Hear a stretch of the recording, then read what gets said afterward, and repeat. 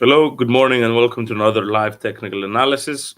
Of course, we're going to be starting off with the dollar against the Japanese yen. Now, probably the highlight of today. Bloomberg is covering the possibilities of the bank possibly hiking. As such, I believe it's prudent that we start with this particular pair. Now, it's still moving in a relatively sideways fashion at a first glance, but the CPI rates for Japan, the core CPI rates, were released earlier on today during the Asian session. Now, what's being said in the media is essentially higher CPI implies persistent inflation pressures, which might give the BOJ the justification for them abandoning the ultra loose monetary policy. Now, yes and no. The CPI rates did come in higher than expected, and they came in at 2.0%, and the expected was 1.9. But if you look at the previous rate, it was 2.3. So it came in higher than expected at zero point 0.1, but overall it did decrease. So I don't think it gives them that much of a justification just yet, as of now. I think it could potentially give them in the long run should inflation pressures appear to persist in the Japanese economy. But from a zero point 0.1 surprise increase and then a decrease of zero point 0.3, I don't see that happening yet. I think it's a bit slightly overblown, perhaps. But from a technical point of view, you can see that the Bollinger Bands have narrowed, so they're continuing moving in a relatively sideways fashion since I'd say the 13th of February as well. So moving sideways between S1 and R1. Note how it came back up multiple times to our R1 of 150.80. So testing resistance. Now it's dropped below the mid range, but you have the narrowing of the Bollinger Bands. RSI is at 45, so some bearish tendencies. But overall, it's still staying in a relatively sideways fashion, given that it's still close to 50. So a neutral market sentiment. For now, I wouldn't change my support and resistance levels purely because they continue to be validated by the price action. Yes, there might be a bit of a concern about the bank, so the Bank of Japan potentially hiking in the future, which could provide some support for the JPY. But once again, the zero point 0.1 surprise might be a bit over optimistic. Possible, yes, but it did come in lower than the previous reading. As such, it's easing inflationary pressures overall, but came in higher, which might imply some persistence. So balancing each other out. Personally, for me to be confident that the bank may hike in the future, which I have believed since last year. But in terms of financial releases, I would like to see perhaps two or three readings coming in higher than expected, perhaps even exceeding the previous rate as well, showcasing persistent inflation pressure in the Japanese economy. And then I would also agree that a rate hike might be imminent. For now, however, from a technical point of view, still sideways between S1 149.85 and R1 150.80. Now we're going to be switching it up and moving towards oil. Now, oil is an interesting story. So, according to Reuters, US President Biden has stated that Israel has put forth a ceasefire for the holy month of Ramadan. As such, it could weigh on oil prices. Should Hamas and Israel reach a truce agreement, perhaps the exchange of hostages, overall, regardless, if they do reach a truce agreement, so a pause in fighting, we might see oil prices moving lower as it might exert downwards pressures. And why would that impact oil? Well, the Middle East, and especially the Red Sea, 80% of Europe's oil trade moving through the Suez. Easing tensions in the Middle East might ease pressures on oil arteries and, as such, driving oil prices to lower ground. For now, I'd maintain a sideways bias. So I'll be drawing a sideways moving channel, validated on two occasions, and then on the upper bound, came slightly higher, but corrected lower. So this would be my R1, 78.35. We could keep R2 at 82.0, so 78.35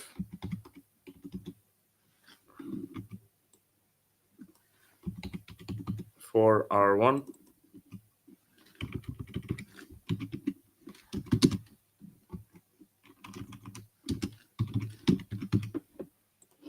And then we can keep R2 at 82. S1 at 75.65, so appears to have been validated. Relatively sideways, narrowing of the Bollinger Bands imply low market volatility. 50 and 100 moving averages moving in a sideways bias are SI 53. And let's add the CCI, the Commodity Channel Index, as well. So as you can see, if it's moving in a predominantly sideways fashion, we can add the CCI. Up here, slightly overbought, moved lower, slightly overbought, moved lower, oversold, moved slightly higher, overbought, moved lower. It's moving in a sideways fashion. This can be used as well. Breaks above 100, correction between 100 and minus 100. So if it breaks above, that implies more market correction lower ground. Breaks below, might imply market correction slightly higher. Overall, a sideways bias for oil from a fundamental and from a technical point of view. From a technical, easing oil pressures, yes, doesn't mean they've evaporated entirely, but we could maintain our sideways bias as long as our sideways moving channel continues to be validated. The RSI fluctuates around the figure of 50, so up until 57 or 45 as well. So staying sideways, narrowing of the Bollinger Band, so staying relatively the same. CCI relevant to that. CCI can be used if it moves higher or lower, but overall also appears to coincide with it moving in a relatively sideways fashion. Such neutral bias for oil, staying between S1 and R1. If it manages to break above R1, we would switch for a bullish outlook with the next target for the bulls potentially being the $82 mark, whereas for a bearish outlook, simply breaking below S1. Next target could be S2, 71.55 for the bears. Euro USD. Now, yesterday, it broke our upwards moving channel. So we could have maintained a sideways bias, given that it broke above our upwards moving channel. However, if we redraw, let's see if it actually validates it from the same point as well. You have two touches, so this is an upwards moving trend line. It needs a third to be validated. So we could maintain either a sideways bias, should it stay between 1.0890 and 1.820. Or if it continues to validate our upwards moving trend line, we could maintain a bullish outlook. Now, the RSI is at 59. It's close to 50, but it's at 60 as well. So the 60 implies some bullish tendencies. We had a crossover, if I'm not mistaken. Nope, we did not have a crossover yet of the moving averages. But overall, we could maintain a sideways bias if it breaks below our upwards moving trend line and stays between S1 and R1. Now, if it makes a new higher high, so validating our upwards moving trend line, we could maintain a bullish outlook for the particular pair. But we're also noting the volume appears to be declining, so the bullish momentum might be slowly fading away. So staying between R1 and S1. I'd like to see what happens later on today in terms of the US. So we have financial releases. I've also noted the home sales in the US. Now, with the recent news about CREs, Europe's exposure, credit card payments for Americans, all of these are slightly concerning for another banking crisis. So I've included in our calendar the home sales because if home sales are decreasing, that means developers that may have taken out a loan might be struggling to repay back those loans if they're not selling. So they might default on those payments, and then if more and more default, that, as you can understand, is an issue. So I'm keeping an eye out on that. Overall, financial releases for today are anticipated by economists to weaken the US dollar, so might allow the euro to capitalize, move higher. Bullish outlook, we will have to maintain our upwards moving trend line, the second one here, and break above R1. If it breaks below, sideways between S1 and R1. Moving on to the British pound, aka cable, which is the British pound against the US dollar. Upwards moving trend line. I'm removing this and I'm adding an upwards moving channel because that appears to be now validated as well.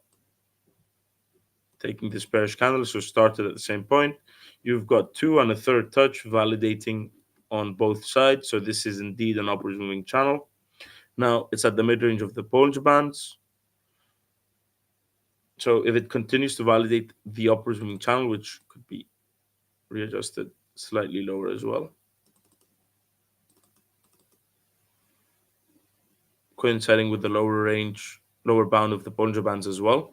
So upwards, comes back down, testing S1 as well at 1.26450, then moves higher, bullish outlook. Overall, for the British pound, I would maintain a bullish outlook from a technical point of view. Target R1.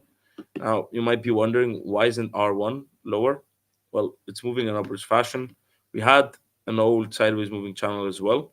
So if it breaks below, we would switch for a bearish outlook. If it stays in between the channel, bullish.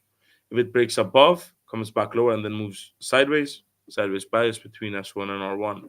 Now the RSI is at 53, implying a neutral market sentiment, but based on the upwards moving channel that we have, which was incepted on the 14th of February 2024, I would be maintaining an overall bullish outlook for cable.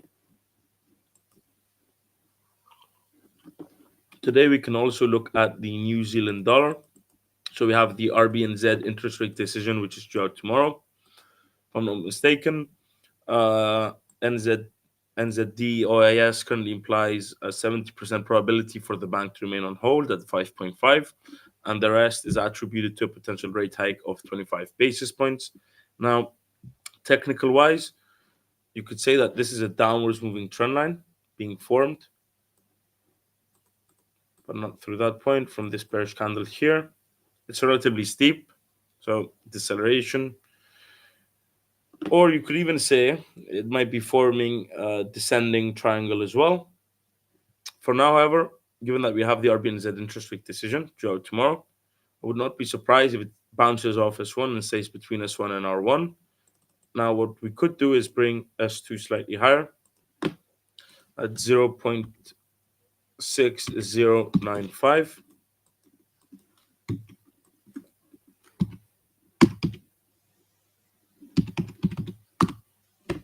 So this could be RS2. And why are we bringing S2 higher? Well, it's at S1. So if it breaks below S1, then RS2 might be a bit further away. So what we have now are two possibilities for tomorrow: bank remaining on hold or hiking. If they hike, I think that's self-explanatory. Reversal could even break above R1. Next target for the bulls, R2. So if they hike, bullish outlook for the New Zealand dollar. Now, if they remain on hold, could weaken further the NSD, breaking below S1, target S2. But if in the bank's accompanying statement it sounds predominantly hawkish, it could alleviate some of the downwards pressures. So let's say the bank remains on hold, yet the accompanying statement is slightly hawkish, drop below S1, but may find support S2 and stay sideways between potentially new R1 and new S1. So relatively sideways, but that depends on the accompanying statement, which will be released tomorrow. In terms of support, I could bring this slightly higher.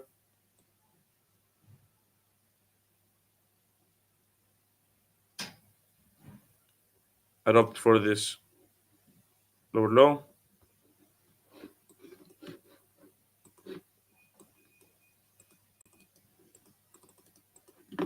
And we have 0.5980.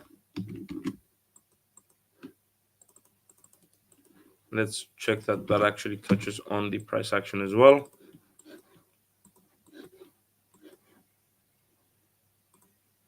By this wick, so that's okay. Overall, majority of market participants expecting them to remain on hold could weigh on the particular pair. RSI at 45, so some bearish tendencies, but not clear cut in terms of bearish market. Should be at 30 or moving towards 30. For now, we could maintain a bearish outlook if it breaks below S1, otherwise sideways up until the release of the RBNZ's interest rate decision. Crossover of 50 over 100 might be a bearish signal as well.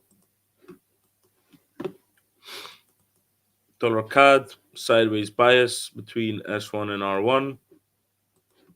So the loonie, could say this is an upwards moving trend line. This is a downwards moving trend line. Converging triangle or symmetrical. It's possible. 3% break below for it to be a bearish signal. 3% break above. for it to be a bullish signal, but from what we're seeing, RSI 48, neutral sentiment between S1 and R1. If it breaks below S1, immediately switching for a bearish outlook, breaks above R1, bullish. If it does not, so it comes back down to S1, finds support, then sideways bias between S1 and R1.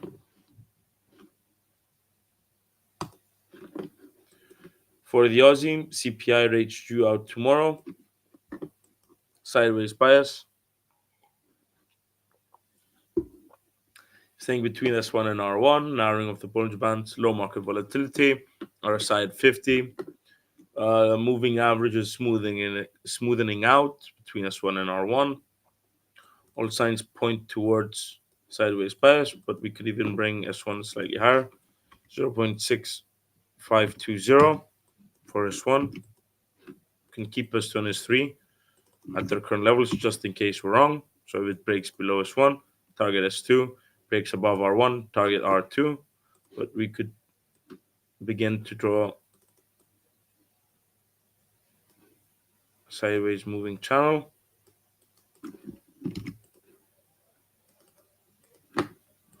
See, which means we can bring R1 slightly lower as well.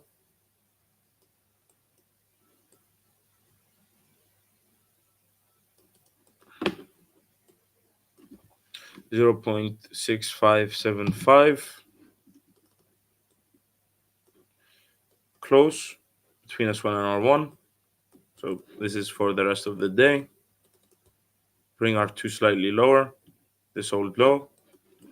And then for R3, let's readjust, hold low as well.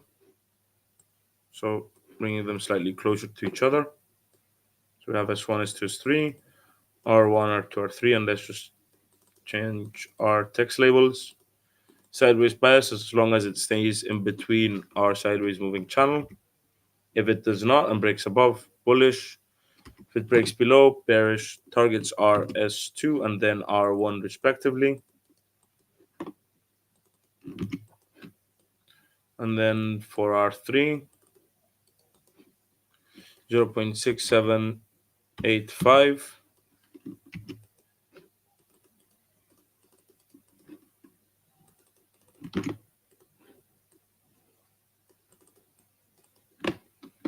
So S1 to S3, R1, R2, R3. We've done cable, we've done the euro, we've done the JPY, we've done the Aussie, oil. We'll do gold in just a moment. We can look at everything essentially today.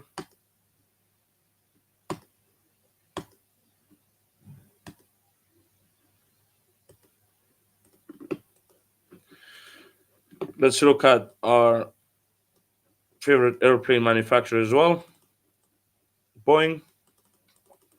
The FAA released a report in which it criticizes Boeing's practices. Essentially, the work environment may not facilitate the accurate or potential reporting of perhaps some flaws in some of its airplanes as well. Could weigh on the company's stock price. It's resting at S1, 200.45, based on the report released by the FAA late yesterday afternoon. Bearish outlook for the company, downwards moving trend line as well. RSI 37, bearish market sentiment.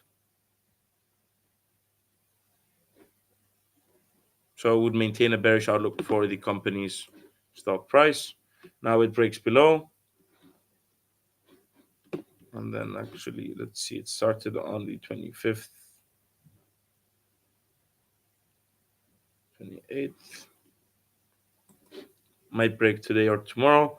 If it breaks lower than S1, take aim for S2, 176.60. If it does not, sideways, I would still not be bullish on the company stock price based on a fundamental point of view where we're seeing multiple news coming out which are negative press for the company, which could weigh on their stock price as well.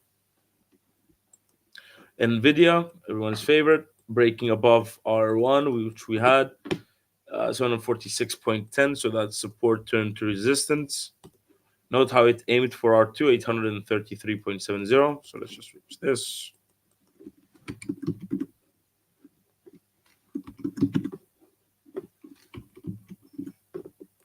To a support level. Old S1 becomes S2, etc. Then old S2 becomes a 3, S3.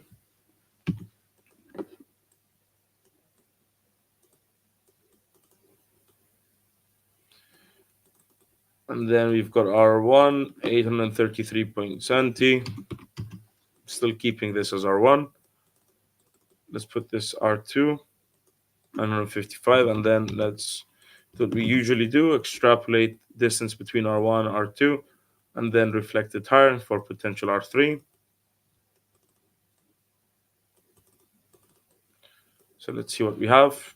Taking this here, your MT4, which is the crosshair, hold left click, then you can see the price on the right hand side, and then those are the ticks.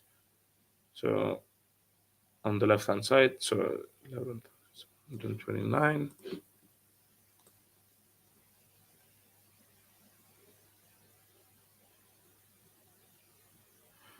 One 1070, so let's just round that up.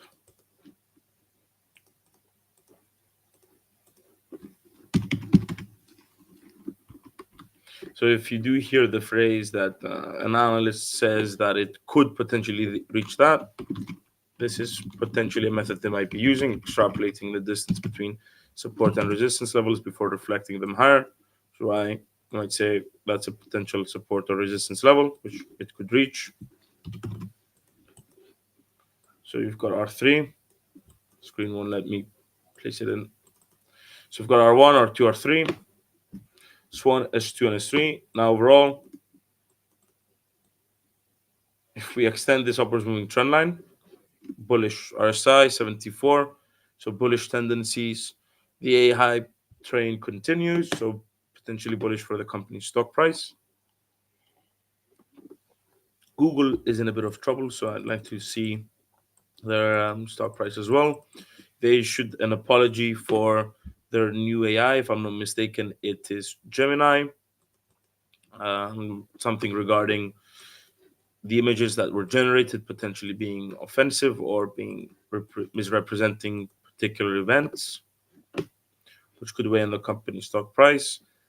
Technical point of view, RSI 31, bearish market sentiment. So let's place our support and resistance levels. I'm taking this old low, and let's see if we can make it coincide. Let's see this wick.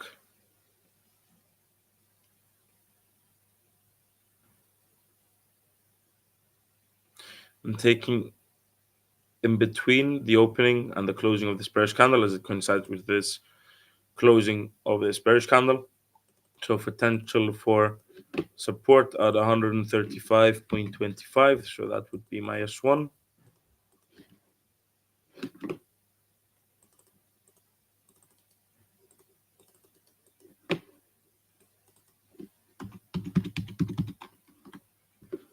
Let's make this larger, 25. Oh, take this all low. 129.80, rounded up.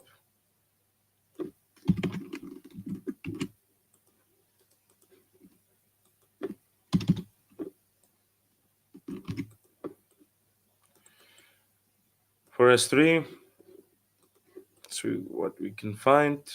So where the price action gapped up, but that's a bit too close to S2. So the next best alternative is here. Heavy buy side pressure, moved higher, 122.60. Now, the reason why we're also giving them a lot of space is that, firstly, it's a stock, so it's open a set amount of time each day, with the exception of weekends and then the closing on Friday. So it moves. And since we don't really revisit these stocks on the daily, it might be something that can be used from a more macro perspective.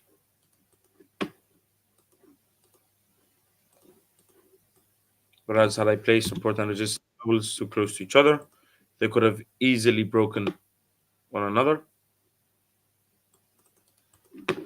For R1, 141.65, beginning of this bearish candle. So there was, once the market opened, strong sell side pressure. So I'm expecting resistance at this point. Now for R2, could potentially take this high. Let's see if that's validated. See the distance between S1 and R1, S1 and S2, 26.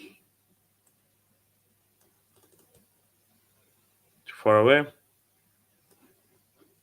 Beginning of this bearish candle as well, 147.01. So this could be our R2.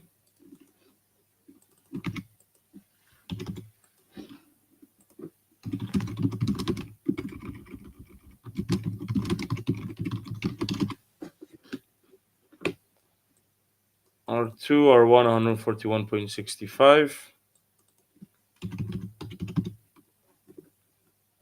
35, 65. Size 25. For R3, swing high. Middle, left, right. So it came back here. Found resistance, moved lower. 152.95.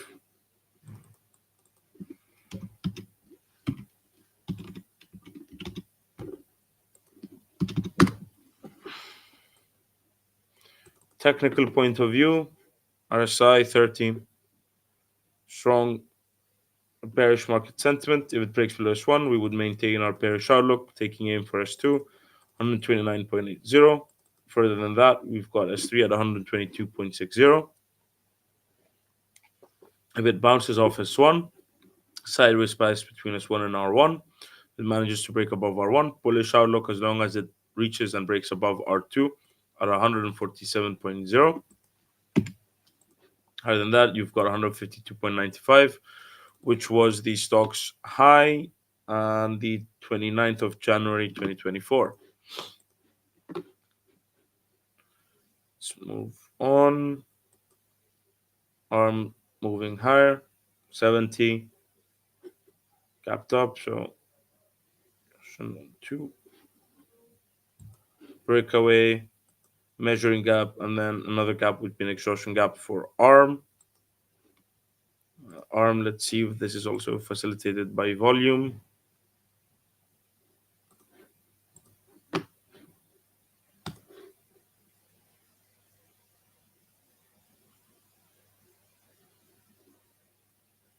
Yes. So if it does gap up, I would expect lower volume, implying that it might be coming to an end. So that could, if it gaps up as well, but lower volume, could be an exhaustion gap.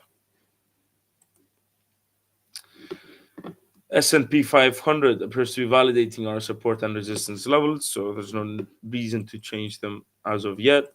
Continues to be validating our upwards moving trend line, so this was slightly steeper, and let's move that. Upwards moving trend line, Bollinger Bands tilted to the upside, moving averages as well. RSI at 65, implying a strong bullish market sentiment. R1, 5,100, tested on 2 occasions. Overall, would maintain a bullish outlook for the S&P 500 from a technical point of view. Now, what we were looking at before, Dow Jones 30, broke above R1. Resistance turned to support at 39,000.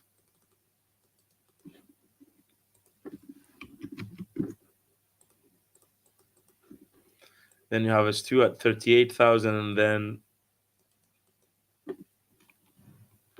S3 at 37,100.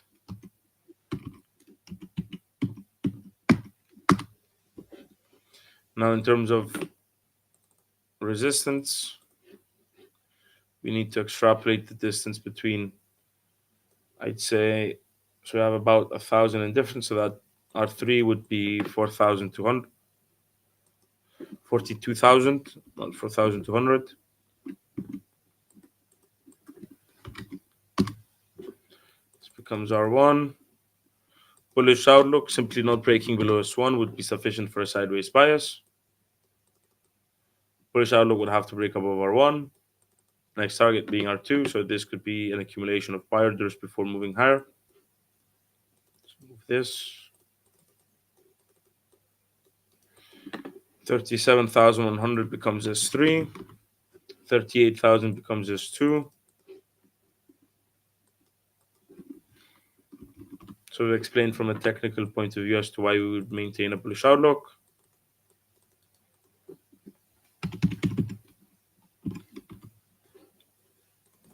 R1, 40,000, R2, 41,000 for 41,000. Then for R3, 42,000.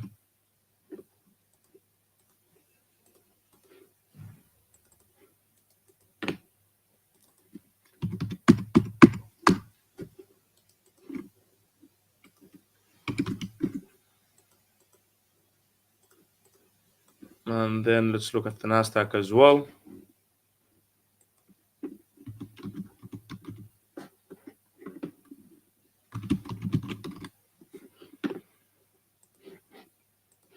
So the Nasdaq, this was the Nasdaq, we did the S&P, yes we did.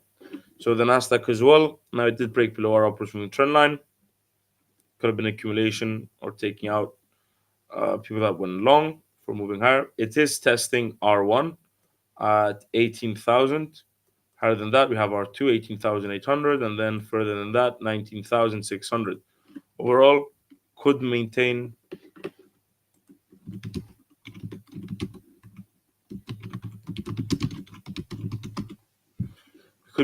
a bullish outlook for the index. Now our size at 61, so there are some bullish tendencies. It's finding some resistance at R1. We might have to readjust. No, we can't. So our upwards moving trend line was broken, but it still moved higher. Now, the dip might have been perhaps some concern or a market correction to lower ground. The Bollinger Bands are tilted towards the upside, so are the moving averages. So it implies a bullish outlook, but it is finding resistance at R1. If it does not break R1 within the next day or so, I'd switch for a sideways bias between S1 and R1. And if it breaks below S1, immediately switching for a bearish outlook, taking aim for S2 at 16,165. So that's it for the Nasdaq. We've done NVIDIA as well.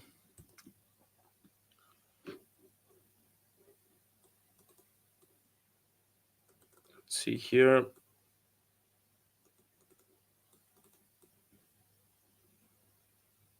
Bit of an early break towards our triangle.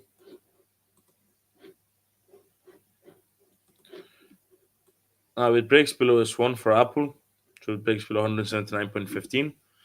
I would maintain a bearish outlook if it breaks below S1, takes aim for 166. But if we've got Apple, so Nvidia's, one could say, is moving higher. Then you have Apple, Google moving lower. But then we said that the Nasdaq is moving slightly higher. A bit of a concern that Google and Apple is moving lower, whilst the Nasdaq is moving slightly higher. That might be worth keeping an eye out for. One that might be covered tomorrow. UBS rebounded above S1, so staying between S1 and R1.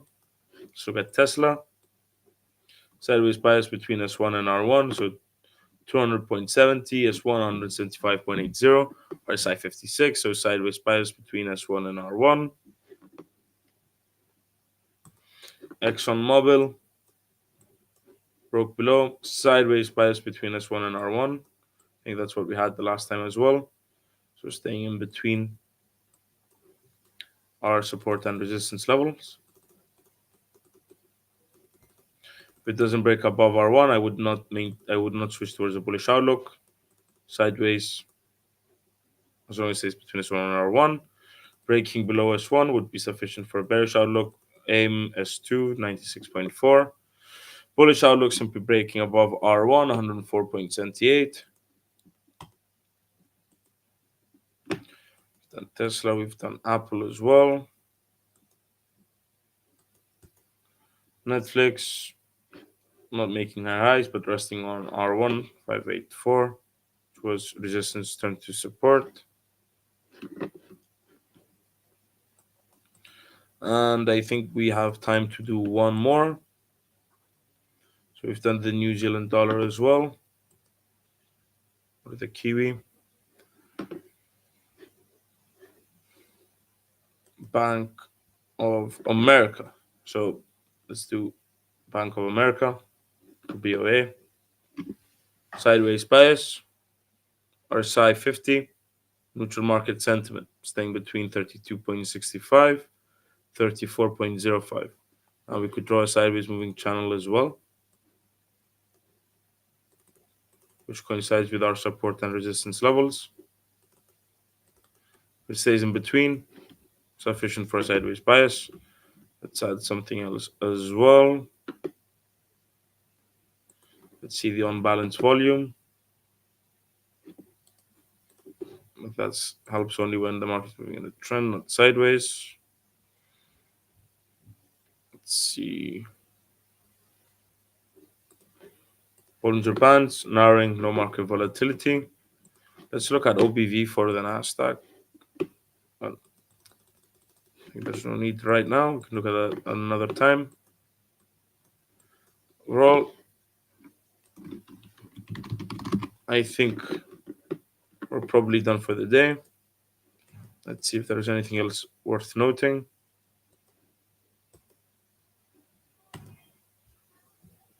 Dollar moving lower.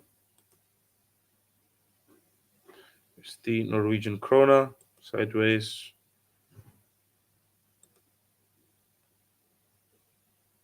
British Petroleum, bearish, broken below S1.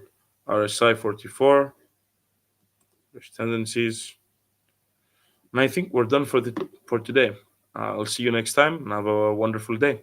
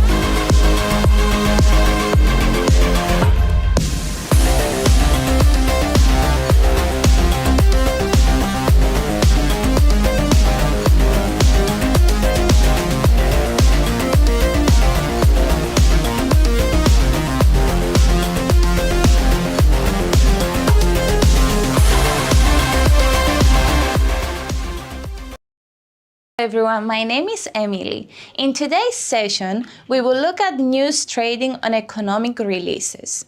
This trading strategy is appealing to many short-term forex traders. As markets move because of news, the release of economic data is often the most important catalyst for short-term movements. Basically, this trading strategy involves trading around significant forex news events, such as key economic releases from the countries whose national currencies consist of the major currency pairs. Because of the strong influence on a currency's valuation, a forex trader can take advantage of an important news release to potentially benefit from those fluctuations. There are 8 major currencies available for trading, so there is always a piece of economic data scheduled for release that forex traders can use to make informed trades. 7 or more pieces of data are released almost each weekday, except from holidays, from the 8 major most followed countries. Therefore, for traders who choose to trade news, there are lots of opportunities.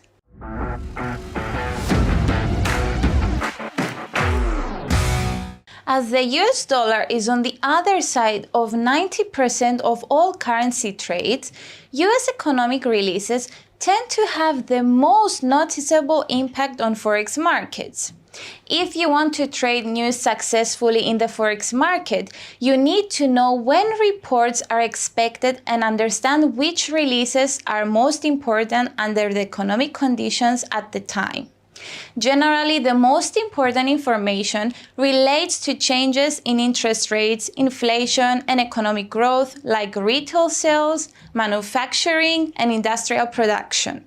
To sum up, it's important to do your research and stay on top of economic news in order to reap the rewards. Thank you so much for watching us today, guys. Bye-bye.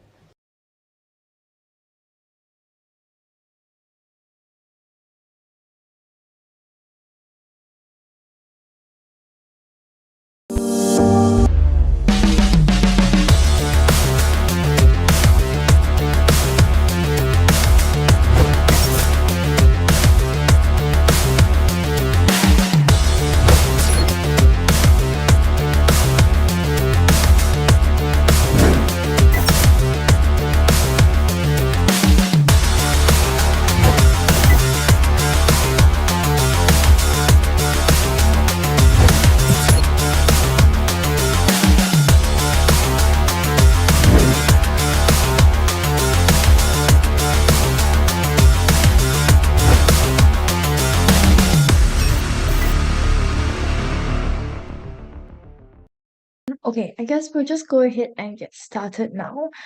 So, first things first, as per usual, a disclaimer. So, products are traded on margin and carry a high level of risk, and it is possible to lose all your capital.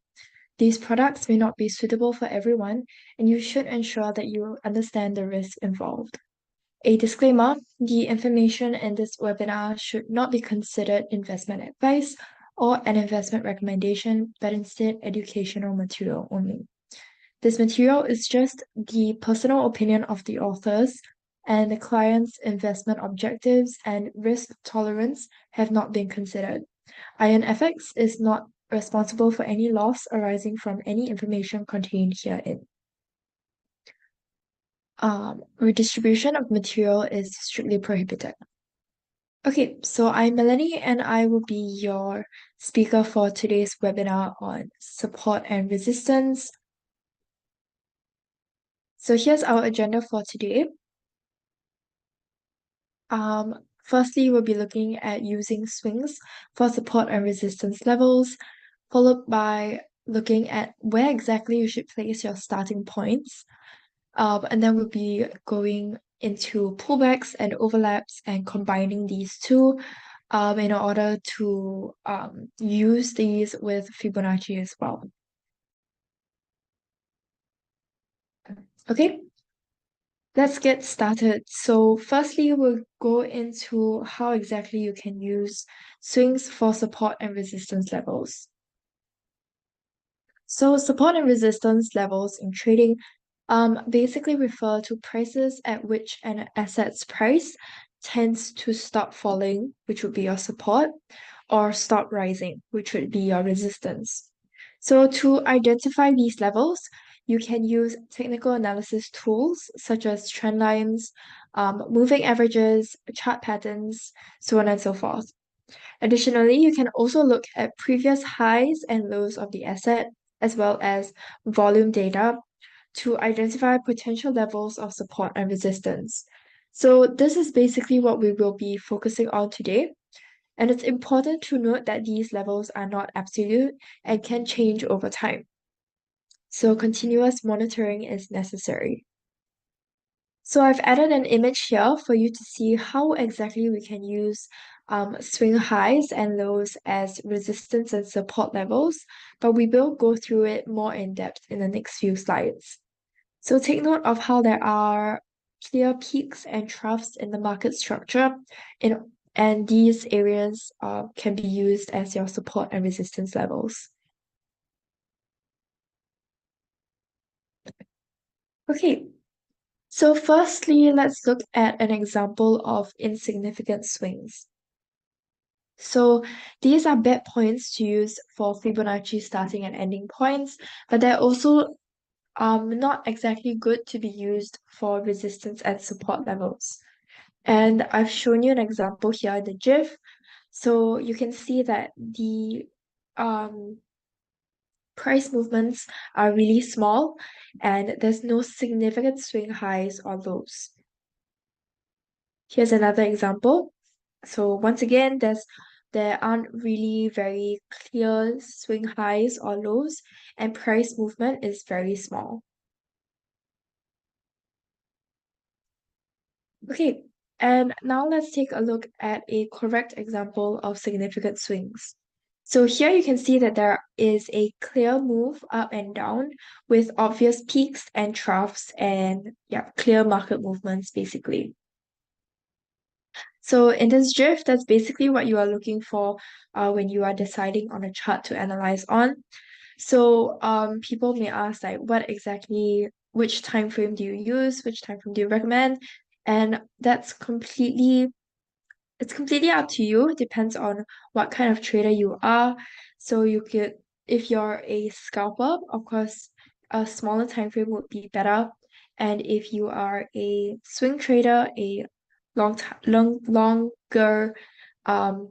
time frame would be better. Okay, but still, when deciding which time frames to use, a important consideration is also the clear market structures. So you want to look for something like this, a clear market structure with significant swing highs and swing lows.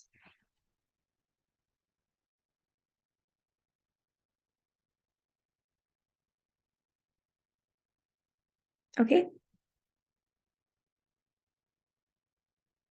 Okay. So support and resistance.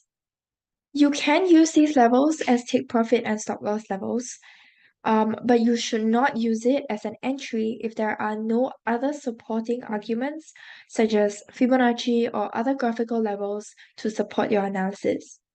Using a recent swing high or a recent swing low is typically considered a weak level if it's just that level alone. So you can see in this GIF here, the recent swing high and lows, although they are significant, so you can see them very clearly, but they are not strong levels to use because we don't have additional Fibonacci levels to support them, and we don't have pullback or overlap support levels or multiple swing high or swing low support levels. So I'll show you what exactly I mean by that. So this is typically what you want to look for. So we're looking for multiple swings. So if at least two swing high or swing low levels line up nicely, these are typically much better levels to use. So you should try to find areas where these might line up, and it does not necessarily have to be at the exact same level because these tend to be areas more so than levels. So in this GIF here, you want to see how far you can, you want to see how far back your resistance or support line can go, and it's okay to cut through small wicks since support and resistance levels are usually in areas. Okay, so you can see here we have 4 swing highs that are about the same level, and we want to avoid cutting too many candlesticks, but if you're just cutting the wicks like in this example here, that's perfectly fine. Okay, so now that we know how to identify significant swings and use them as support and resistance levels, what are some things that we can look out for when inputting a support or resistance level? Okay, firstly, picking a starting point. So when picking the starting point of pivot, which is your entry level, support and resistance levels, these are typically your rules that you can follow. Excuse me. So firstly, we want to check if there is a swing high or low, and we've gone through those in the previous slides. We also want to look for pullback or overlap levels. So if you are wondering what exactly those are, I'll get into those in the coming slides. Next, we want to go as far back as possible. So as you saw in the previous slide, I did mention we want to try and pull it back as far as possible without intersecting too many bodies of the candlesticks. So we want to avoid cutting the thick part of the candlestick and just the wick. So just the little sticks on top of the candles, those are perfectly fine.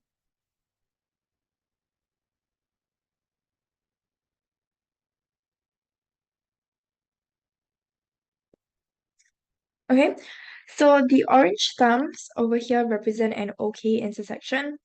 They're not preferred, but not exactly wrong. But preferably, we want to look for intersections that are only of the wicks, like over here. Okay, some more examples over here. You can see this thumb, this red thumb is what we want to avoid because it's cutting too many bodies of the candlesticks. So these green thumbs are what you typically want to look out for, where you are just cutting the wicks of the candlesticks.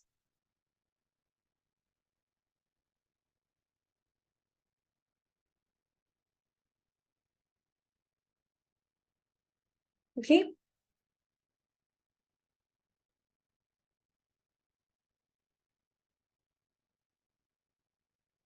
Okay. Another example here. Similarly, this red highlighted area, it's not preferred because you're cutting too many bodies of candlesticks. Okay, yeah, so the green thumbs, again, just cutting the wicks of the candlesticks. So something like this, would have multiple swing highs. We can just stop the support, or in this case, resistance. We can stop the resistance level just at this green thumb here. And it would already be considered a pretty significant level because we have 3 swing highs that line up nicely at the same level.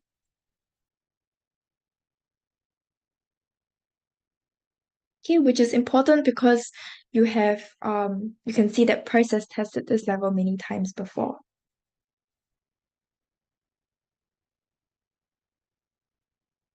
Okay. Next, let's go into the pullback and overlap. Let me know in the chat if you guys have are aware of what exactly pullback and overlap level is before I show you guys the next slide.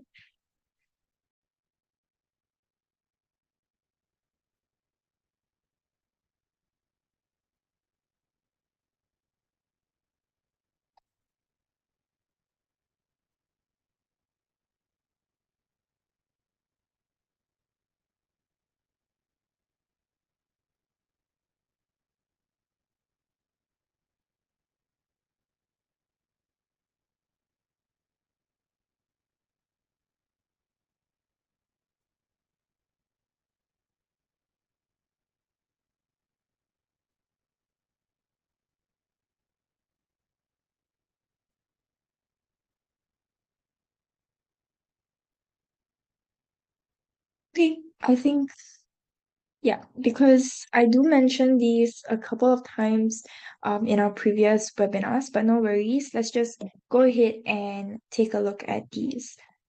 So firstly, we have pullback. So pullback, from the name suggests, we are expecting price to pull back to a certain level. Okay, so it's basically a strong level of support because it breaks out from a previous resistance level and price is now dropping back to visit it again. So in this case, we're just talking about the pullback support first.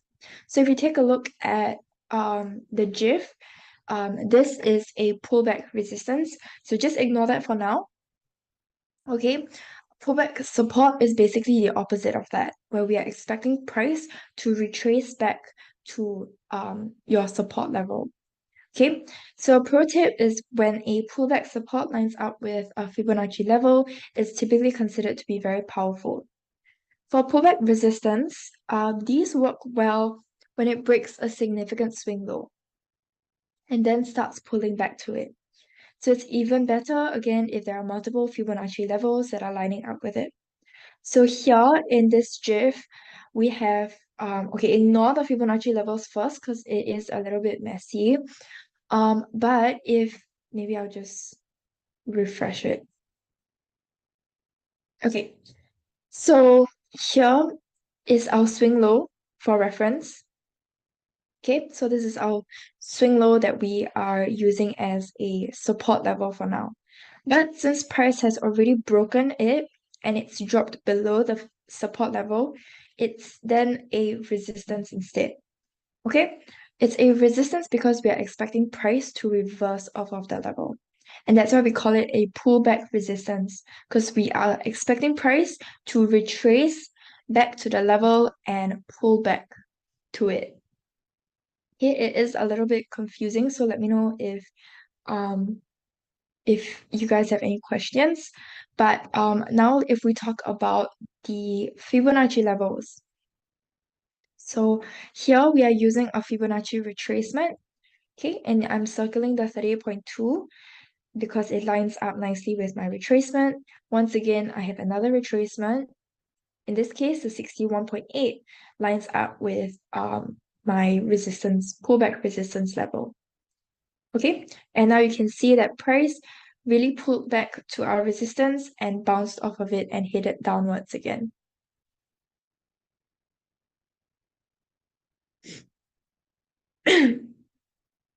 Okay. Okay, maybe I'll just let you guys watch the GIF one more time. So price has broken out of the support level, the swing low support, becoming a pullback resistance.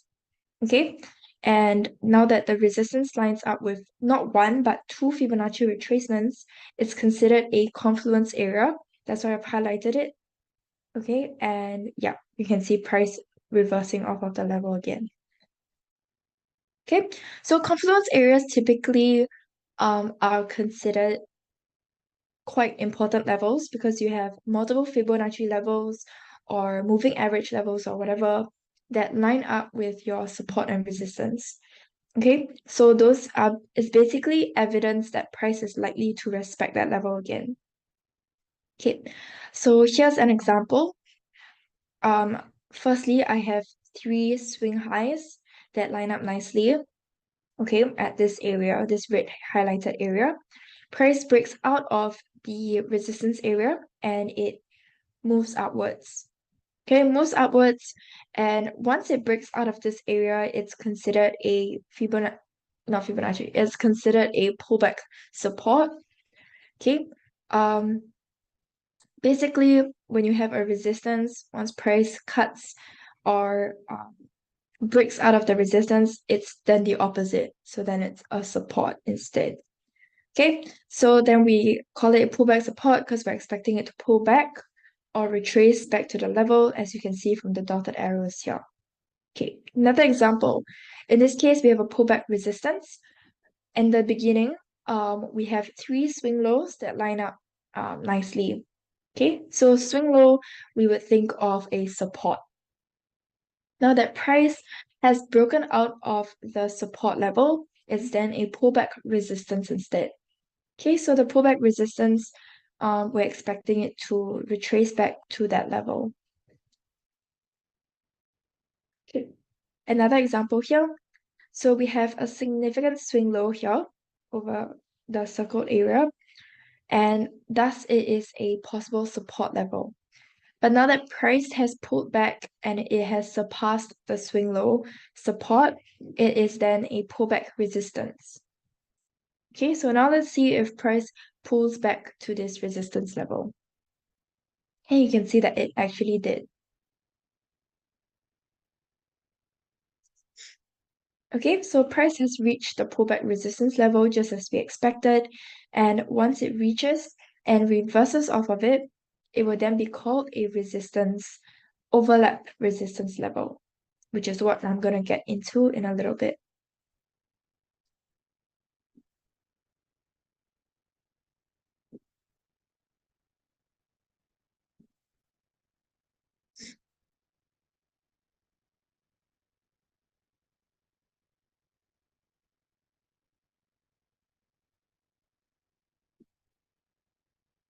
Okay, okay. Next we have the overlap support and resistance. So an overlap support occurs when there are prices that touch the line from the top and from the bottom. So the more times that it reacts off of that area, the stronger the level is. So the reason for this is because it means that there are bulls and bears that are respecting that area, and therefore it's an important point to take note of. Okay, so once again, if your overlap area lines up with other elements such as Fibonacci or graphical elements such as your moving average or pivot points, for example, it will make it even stronger. So in this GIF, an overlap resistance happens when price touches it from the first point, which is over here, and from the bottom, which is here. Basically, when there is a swing low and a swing high that line up nicely in the same area. That's basically what an overlap level is. Whether or not it is a resistance or a support depends on what the latest where the latest point touches the line. So if it touches it from the top, it is a support. If it touches it from the bottom, then it's a resistance. Okay, here's an example. So the swing low support becomes a pullback resistance once price breaks the support at this 105.643 level. Okay, so you can see in this GIF how price retraced or pulled back to this resistance level and in fact reversed off of it, making it now an overlap resistance.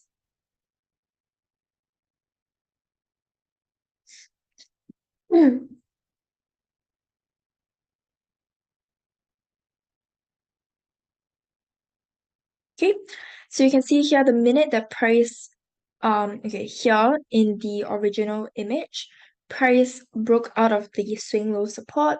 So once it breaks out of the swing low support level, it is then considered a pullback resistance. And once price retraces that level and reverses off of it, then it is a overlap resistance.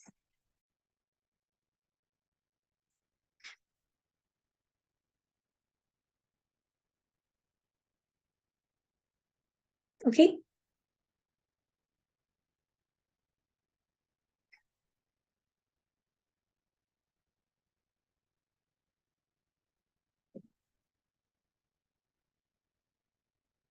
Okay, let's move on. So now we're going to combine both pullback and overlap levels. Okay. Excuse me. Okay, so here we have a big swing high resistance level. Okay, at the start. And price surpasses this level over here. Okay, so the moment price surpasses this swing high resistance, it now becomes a pullback support instead. Now, price has made a pullback to our pullback support and has bounced off of it perfectly. So once price bounces off of it, it then becomes a overlap support instead. Okay, another example.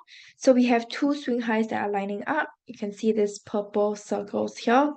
And we have a swing high resistance from this. So price surpasses this level here, it breaks out of it, and then becomes a pullback support. Number 3, point 3, price has pulled back to our support and has bounced off of it twice. So the blue circles is where price bounced off of it. So once price bounces off, it now becomes an overlap support. Okay, I think by this time you guys probably have gotten the hang of it. So this is just my last slide, and then we will take a look at some charts. Okay, so once again, combination of pullback and overlap. Firstly, we have a multiple swing low here. Okay, 1, 2 circles here. Point 2, pullback resistance. Once price breaks the multiple swing low support, it then becomes a pullback resistance. And then it reverses, pulls back to our resistance, and reverses off of it 3 times here. Okay, so once price breaks out of this overlap resistance, it then becomes a pullback support once again. So every time it crosses the level, it basically switches from a support to a resistance or from a resistance to a support. Okay, and then 0.5, lastly, price has pulled back to our support and reversed off of it. So this level at the 33420, you can tell that it's a very significant level because price is continually retesting it. Okay. So what's important here is that because it's a pretty significant level, you can also expect Fibonacci levels to line up nicely with this level. Okay. Okay, now let me pull out my trading view and then we can take a look at some charts together. Let me know in the chat if there are any specific charts that you would like to see.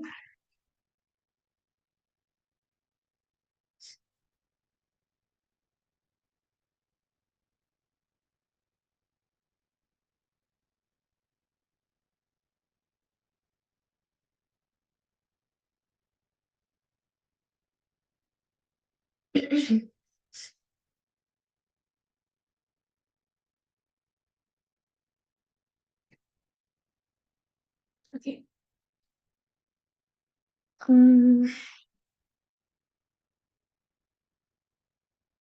Okay, here are my charts.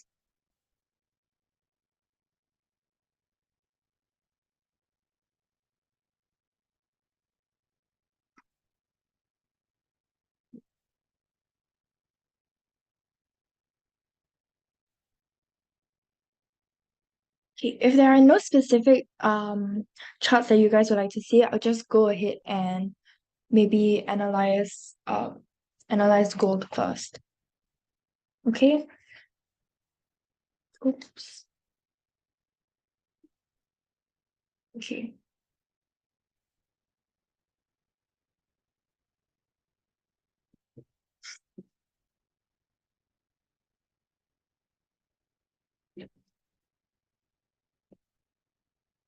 Okay.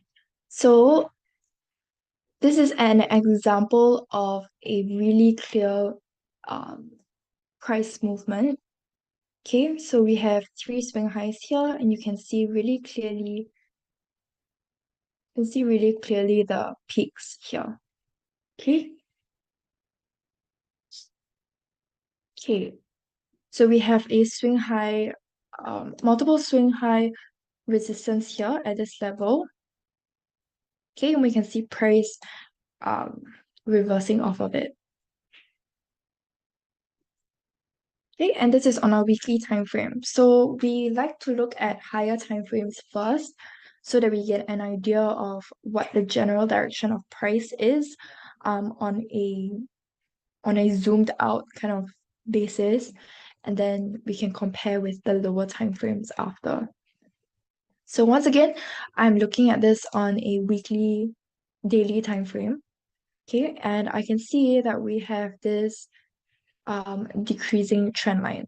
So I think in our next webinar next week, we will be talking a little bit more about trend lines and trend channels, but I'll just briefly go through what makes um, a valid trend line. Okay, so what makes a valid trend line is if there are at least 3 touches on a trend line. And if it is decreasing, your trend line should be drawn, or rather, if it's a downtrend, your trend line should be drawn like this from the top. Okay, if it is a ascending trend line, then we can draw it like this, so from the bottom. Okay, but of course, this trend line is not valid because I don't have 3 touches on it. But this is basically what you are looking for a ascending trend line. Yeah, so sorry about my throat. The weather is getting cooler, so I'm feeling a bit under the weather.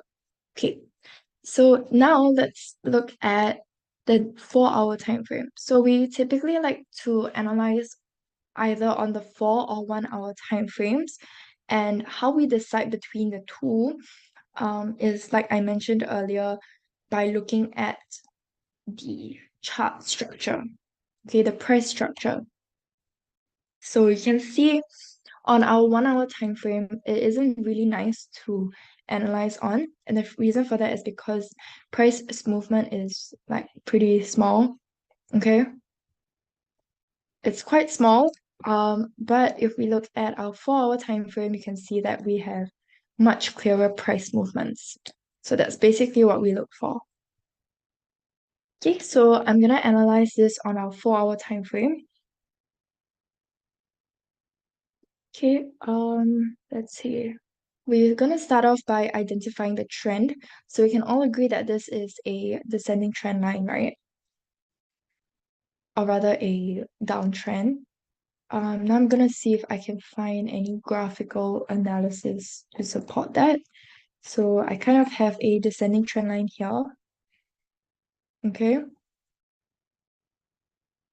Now that I've done that, the next step is to go in with support and resistance levels. Okay, here is my my second support, second resistance. My first, okay. Gonna see if I can find a closer resistance level.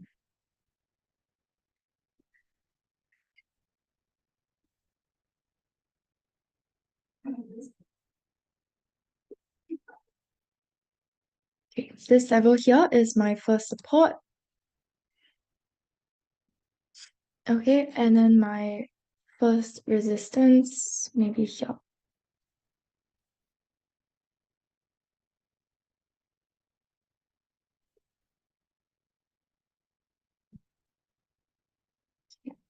And then my second support just here.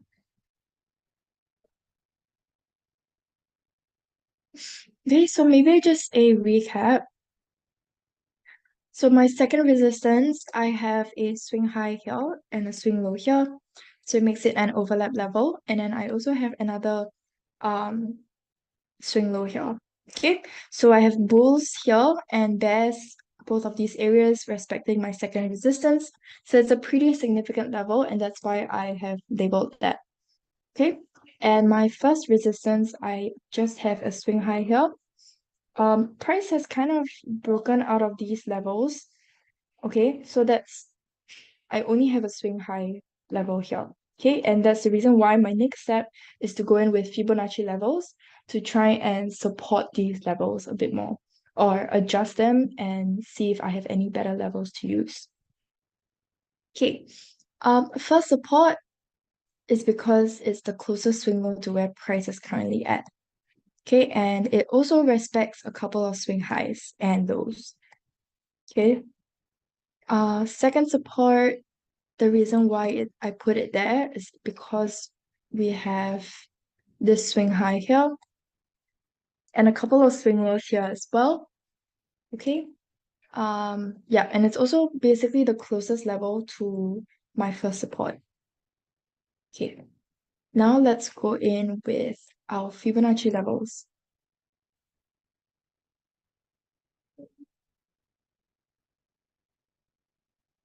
Okay, so here I'm using a Fibonacci projection. Okay, and for Fibonacci projection, we use these three levels, and we use the tool Fib extension. Okay, that's on TradingView. If you're looking at MT4, I think it's also this symbol, but I don't think it's called an extension, but it basically has 3 points for you to analyze. Okay, and for Fibonacci X projection, just to recap, if you weren't here for our Fibonacci series, we look for a flash. Okay, a flash or like lightning bolt kind of shape. Okay, something like this. Okay, here, even though you can see my 78.6 lines up nicely with my first resistance, this is no longer valid because price has already broken out of the level. Okay, so I'm just going to keep my 100% here.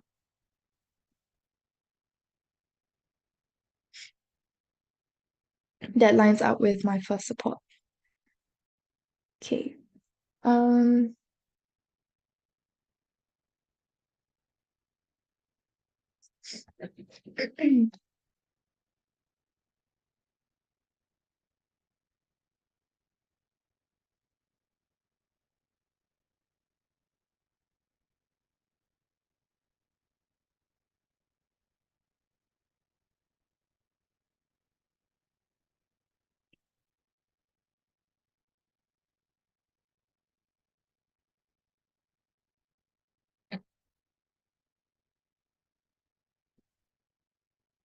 Mm,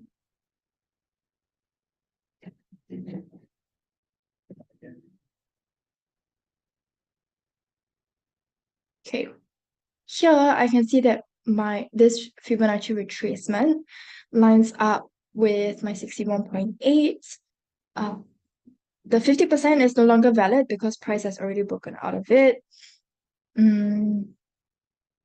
Yep, so just my 61.8. Okay, and this is a retracement. So for retracement, we use the 5 levels that I was using earlier: 23.6, 30.2, 50%, 17.6, and 61.8.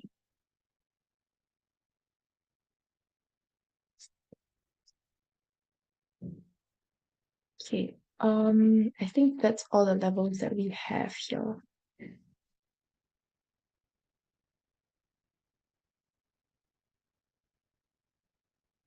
Okay, I think that's all the levels we have for Fibonacci. So the next step is to go in um with some indicators, and my favorite indicators to use are the Ichimoku and the MACD. For Ichimoku, I like to just look at the cloud, which is just the plots here. Okay, because if you look at all of the lines, which you can as well, but it is a little bit messy. Okay, so I like to just look at the clouds because at one glance, you can see exactly what the signals are. So if price is moving below the Ichimoku cloud like it is here, price is moving below the Ichimoku cloud, so it is a bearish signal. Okay, so it supports our analysis that price is likely going to continue to drop from the first support down to the second support. Okay, um, but over here, our MACD is giving us a bit of a bullish signal. You can see from the green here. Okay, and the reason for that actually could be because, as I mentioned earlier, our first support is here. Okay, and it's a pretty significant level with the swing highs, the swing lows. So it's an overlap support, and we can expect price to come back and retest this level, which is doing now, as you can see. And on top of that, we also have this 100% Fibonacci projection. Okay, that has not been it's not been surpassed yet. So we're still seeing price test this level, but because of the downtrend from this descending trend line, we saw on the daily, the weekly timeframes that price is still pretty bearish on those levels, on those timeframes as well. So we can expect price to continue to drop towards the second support because of all the downward pressure. Okay, but for now, it is still testing our first support. Maybe we can use another indicator. Okay, let me know in the chat what indicators you guys like to use. Okay, I like to use these 3. Okay, on our RSI, we're also seeing a decreasing trend line, so it's also supporting our bearish signal here. Okay.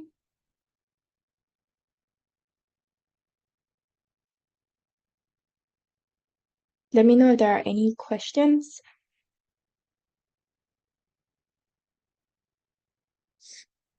Oops.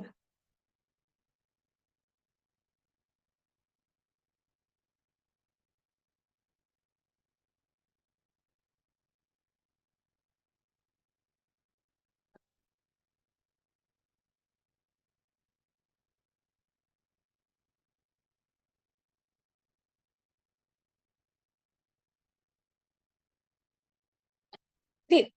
If there are no questions, I think we still have time for one more chart. So If you guys don't have any requests, I'll just go ahead and do maybe the Aussie dollar, because we recently saw the RBA releasing a cash rate statement. So let's take a look and see how price affected the charts there. Okay, so same thing, I'm going to analyze this on a weekly chart. Okay, let's see. Yep, we have a descending trend line on our weekly time frame. Okay, next, if we take a look at our daily time frame, also descending trend line here.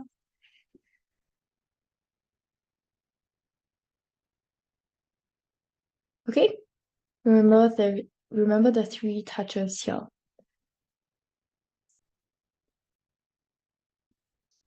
Okay, next on our 4-hour time frame.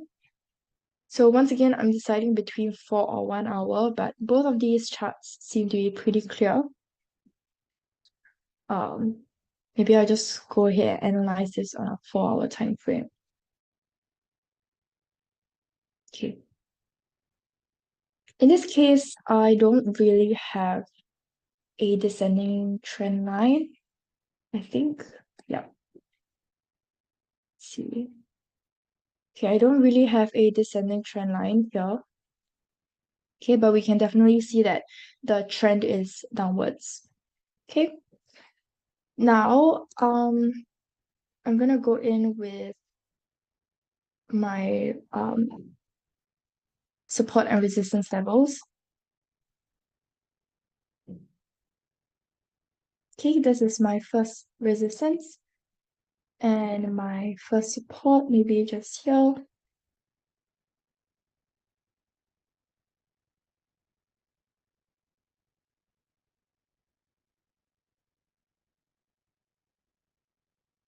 And my second support here.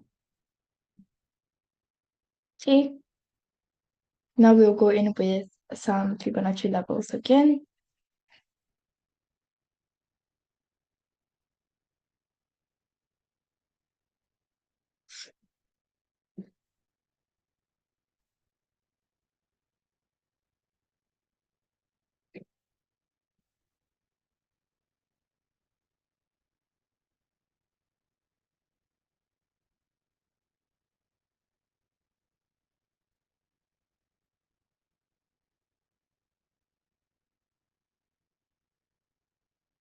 Okay, we don't really have very nice levels here.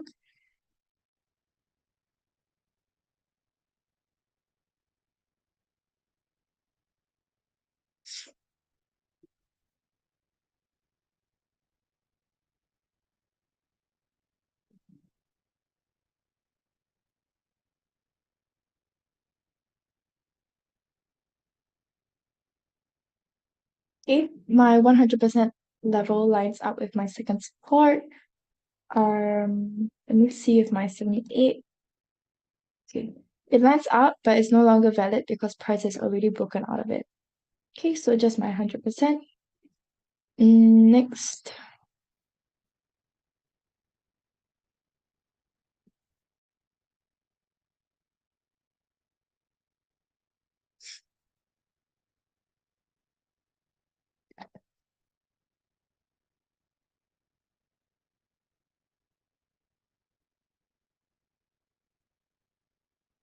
Okay, I think my 38 lines up, yep, with my first resistance.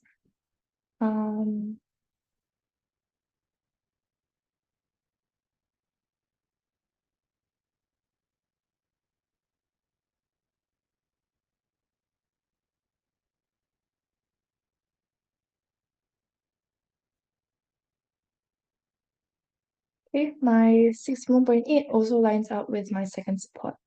Okay, so you can see here I have a confluence lab area here.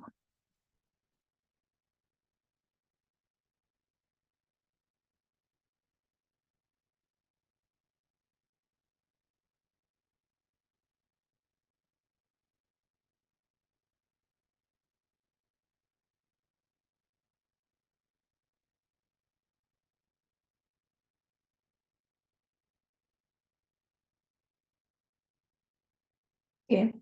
So what I'm doing here is I have recognized this Nike tick shape. So it's upside down, but this is the shape that I'm looking at.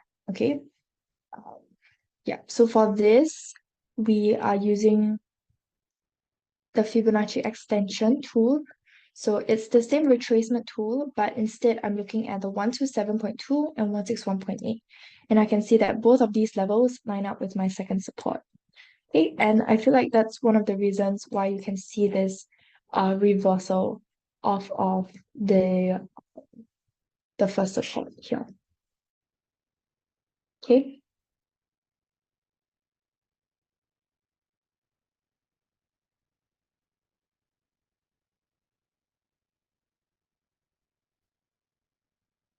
Okay, now let's pull out some indicators to support our analysis. Okay, price is moving below the Ichimoku cloud. So it's giving us bearish signals. MACD is also giving us a bearish signal, so we can expect price to continue to drop because of all the downward pressure. Once again, our indicators are also supporting this. Although we are seeing this rebound off of the first support, as I explained earlier, it's likely because of this 127 and also because of the release of the RBA cash rate. Okay, but yeah, there's a lot of downward pressure, so you can likely expect it to continue to drop towards our second support. Okay, confluence areas also tend to have confluence areas also tend to attract price. So we can expect price to reverse off of it, but we are also expecting price to be attracted to this area. Okay, so areas like our second support, where you have the 100% Fibonacci projection, 61.8% Fibonacci projection, and this huge swing low here. So we can expect price to continue to drop here. Okay. Any questions before we go?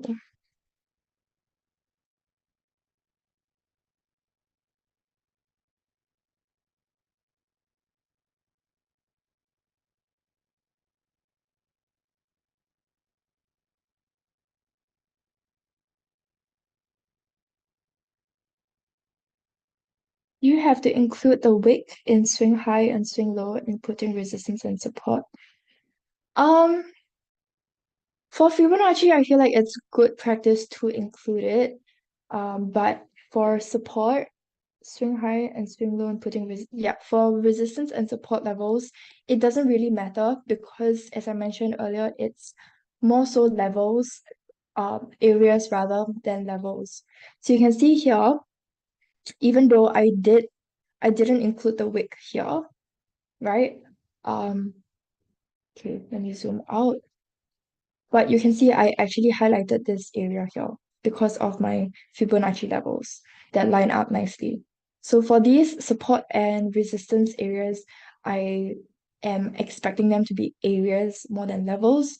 So yeah, it doesn't really matter for support and resistance levels.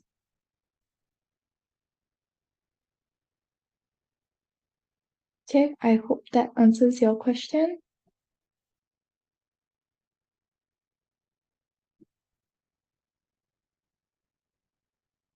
Okay, any other questions?